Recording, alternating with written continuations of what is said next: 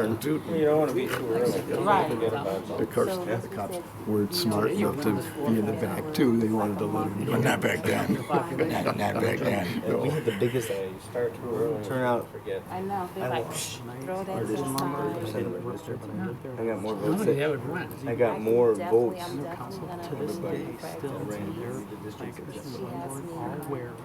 I had 800 Oh, votes. she does? Yeah. I mean, it's not. Nobody voted. Then what you need to do is start looking Did you? for all of the bingo. You could have run like, they take the top 6. You could have run 6 Every one of the primary bingo and then places, win the you gotta election. go. You even sponsor Depending then one. who's left in there, how the Right. votes were spread out. So the Well, reason like, that was what was the adopted is last because you had all these people that had Whatever, been grand 25 years prizes old. and whatever, and each one of them sponsors one night. Primary, Each one of them. because there's no. We all set? Mr. Schultz? We are. Mr. Secretary, rather? We are. Okay, the meeting will please come to order. This is a duly advertised meeting of the Joliet Zoning Board of Appeals. In our capacity, we hear petitions for relief from the strict provisions of the city ordinance. In matters of this type, the decision of this board is final. In respect, it does not go to the mayor or city council for any further action. If you disagree with our decision, you do have recourse in a court of record. We also hear petitions for variations of land use. In matters of this type, we act as an advisory board to the mayor and city council, making a recommendation either for or against it. Final decision on land use is made by the mayor and the city council. Secretary, call the roll, please. Ms. Sanford? Present. Mr. Alessio? Here. Mr. McCauley? Here. Mr. Nactry? Here. Mr. Riggs? Aye. Mr. Thompson? Mr. Hennessy? Here. Mr. Chair and members of the board, the third item on your agenda is the approval of the minutes, and the first item being the November 21st, 2019 ZBA minutes. And a motion would be in order. Okay, anybody makes a motion, make sure you were present at that meeting. Motion to approve. Second. We have motion and second to approve, poll the board. Mr. Alessio? Aye. Mr. McCauley? Aye. Mr. Nactry? Aye. Mr. Riggs? Aye. Ms. Sanford? Aye. Mr. Hennessy? Aye. Item B under same is the December 5th, 2019 ZBA minutes, and a motion would be in order. So I moved. mean, second. We have motion and second to approve, poll the board. Mr. McCauley? Aye. Mr. Nactry? Aye. Mr. Riggs? Aye. Ms. Sanford? Aye. Mr. Alessio? Aye. Mr. Hennessy? Aye. Item 4 on your agenda is citizens to be heard on any agenda items that are not public hearings. And I believe both of our items today are public hearings. So we will move forward to number 5, old business. There are no items. Number 6, old business not requiring public hearing. There are no items. Number 7, new business requiring a public hearing. The first item is petition, Part A, petition 2019-45. This is a special exception to allow installation of an additional temporary office building located at 2050 Center Point Way. The petitioner, in this case, the applicant is Travis Plummer.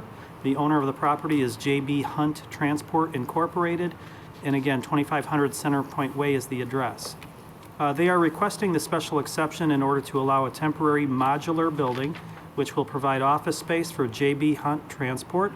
As per the applicable zoning code, section 47-19.6, functions and powers of the zoning board, a temporary use of a building shall be granted in the form of a temporary and revocable permit for not more than a 12-month period. And the zoning board of appeals does make the final decision on this type of request. Under site-specific information, the property is 40 acres. It's home to a trucking and container storage yard that is owned by JB Hunt Transport. The subject site is located in the Center Point Intermodal Center, and the property is currently zoned I-TB, which is Intermodal Terminal Transportation Equipment District. In addition to truck parking, the site includes a 3,600 square foot office building and a 17,900 square foot maintenance building. And this case was filed October 21st of this year. Surrounding zoning, character, and land use, to the north is the Audubon Country Club, zoned I-1 Light Industrial. To the south is undeveloped, and that's in unincorporated Will County. To the east is undeveloped, and that's zoned ITB. And to the west is industrial, also zoned ITB. Applicable regulations are as noted in your report. And under discussion, the petitioner is requesting the special exception in order to allow a temporary modular building at their lot within the Centerpoint Intermodal Center to provide office space for up to 10 employees until additional permanent on-site office space can be built, and I believe there are plans in your packet. The trailer will include a restroom. If approved, the temporary modular office building will be utilized at a time, until a time when a permanent facility can be constructed, but not to exceed a 1-year time period. And so with that, if the zoning board does desire to approve this special exception to the zoning ordinance, the following condition would be included. 1, that the temporary modular building shall be removed within a 1-year time frame from the issuance of the certificate of occupancy. And that concludes staff's report. Okay, at the time, at the termination of that 1 year, they can bring it back in for reconsideration, can't they? Yeah, they could come back and File? request. They could. Okay, so petitioner present, want to come forward, please? I swear you win. Do you swear the evidence you're about, raise your hand, please. Do you swear the evidence you're about to present is the truth under penalty of law? Yes. Your name and address. Travis Plummer, address for the property, 2050 West Centerpoint Way. Okay, any comments you'd like to make, sir? This was actually easier than I thought. I thought I was gonna have to present everything that was just said, so, no. And you answered the question, if it was to go beyond a year, we could come back. No. So, no, sir. Okay, any questions by the board? Your intention is to put a permanent facility on that site where the temporary would be, Yes. Adjacent to it. or adjacent to? The current building that's there, we would like to expand that. Any other questions by the board? Anyone in the audience wishing to speak in favor of this petition? Is there anyone opposed? Chair closes petition to the floor and asks the board for discussion and a motion. Motion to approve. Second. We have a motion and a second to approve. Poll the board. Mr. Noctre? Aye. Ms. Sanford? Aye. Mr. Alessio? Aye. Mr. McCauley? Aye. Mr. Riggs? Aye. Mr. Hennessy? Aye. Thank you, sir. Thank you. Next item on your agenda under new business, having a public hearing, is petition number 2019-46. The applicant in this matter is Patricia Hernandez. The owner is also the owner of the property.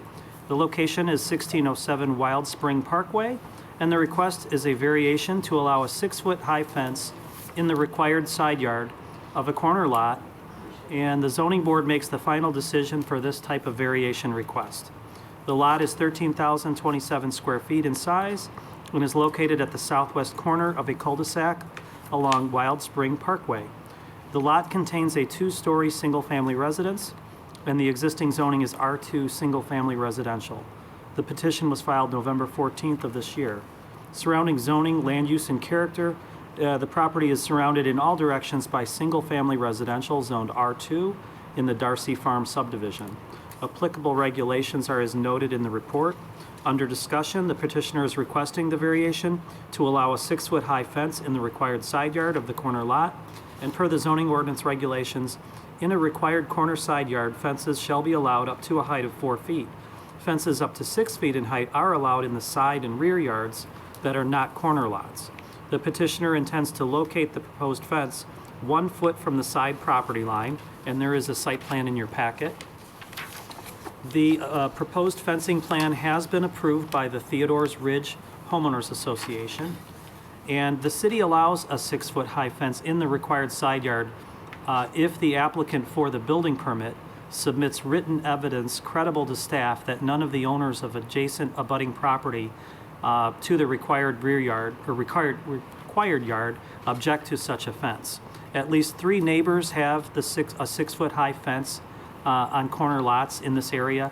The first being 8113 Seward Road to the south, 1615 Wild Spring Parkway to the north, and 8109 Shady Oak Road to the southeast. In the matter at hand, the property owner to the south at 8113 Seward Road did not provide her consent for this particular fence, and so it shall be noted that the property owner at 8113 Seward Road also has a 6-foot high fence on a corner lot and did not obtain a building permit for the fence. The city did issue a notice of violation to that owner on October 30th of 2019, and a permit has not yet been obtained at the time of writing of this staff report. Failure to comply with this request may result in the issuance of a compliance ticket or legal action. And that there are no conditions proposed for this matter at hand for the applicant that's here before you. And that concludes staff's report. Thank you. Do you swear the evidence you're about to present is the truth under penalty of law? Yes. Your name and address, please? Patricia Hernandez, 1607 Wild Spring Parkway. Would you like to make any comments? No.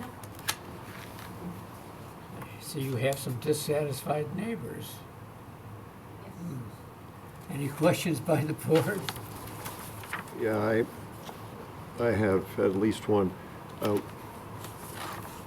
Why did you seek a 6-foot fence rather than a 4-foot fence? Well, the 6 foot mainly for the privacy. I do have 2 pets, so mostly for the privacy that I want. Okay, then that leads to another question.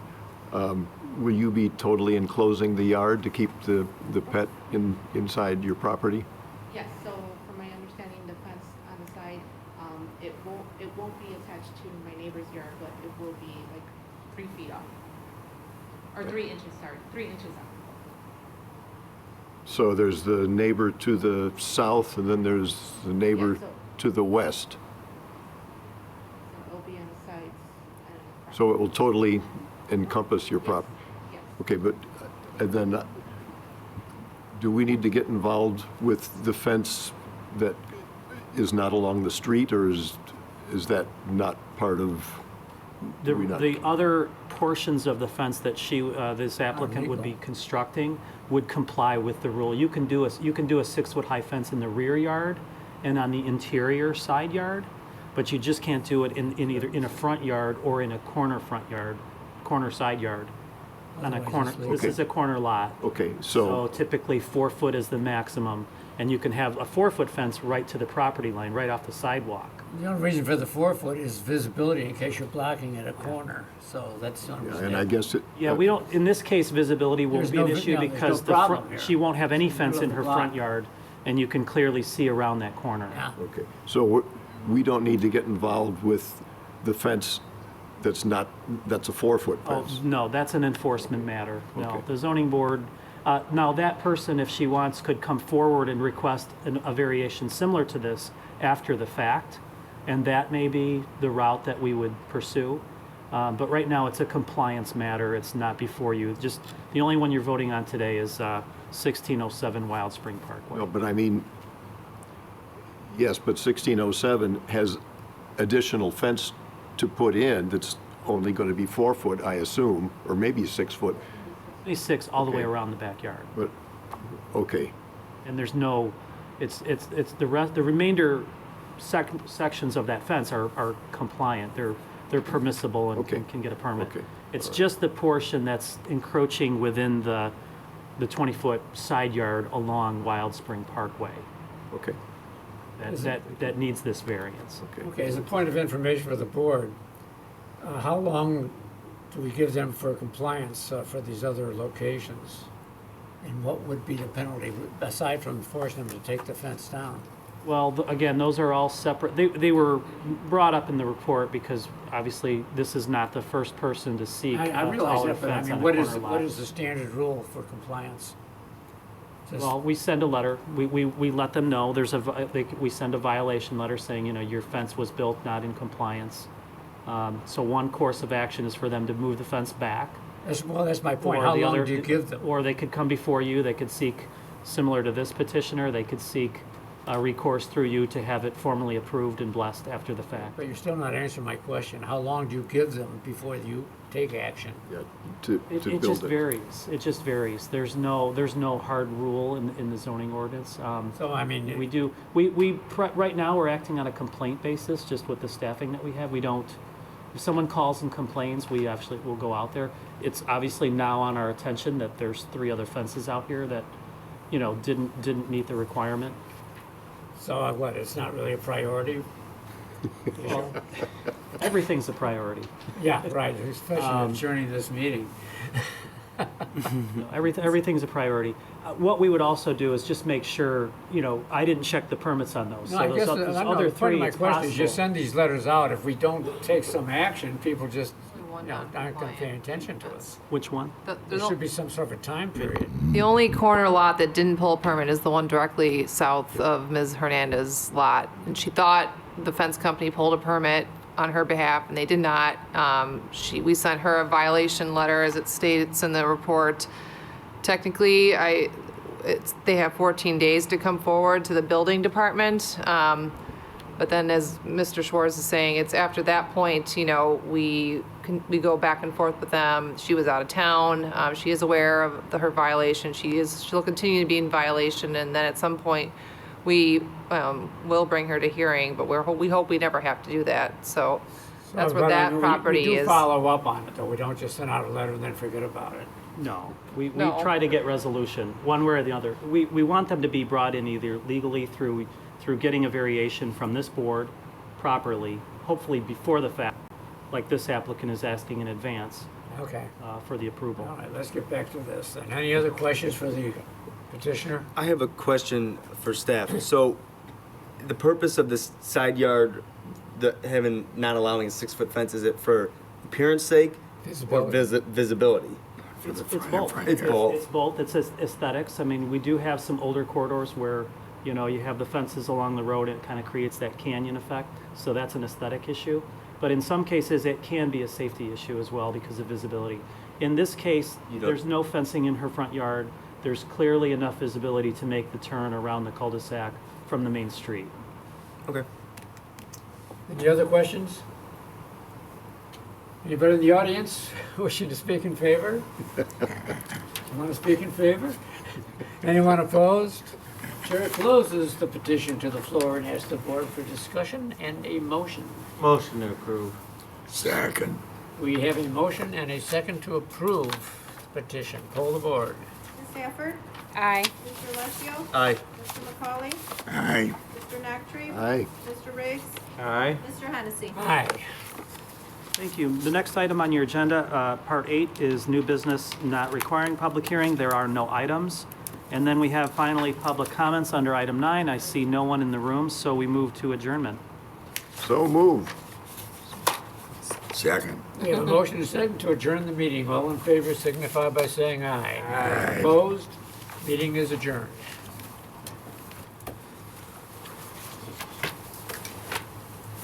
Meeting is adjourned. Yeah.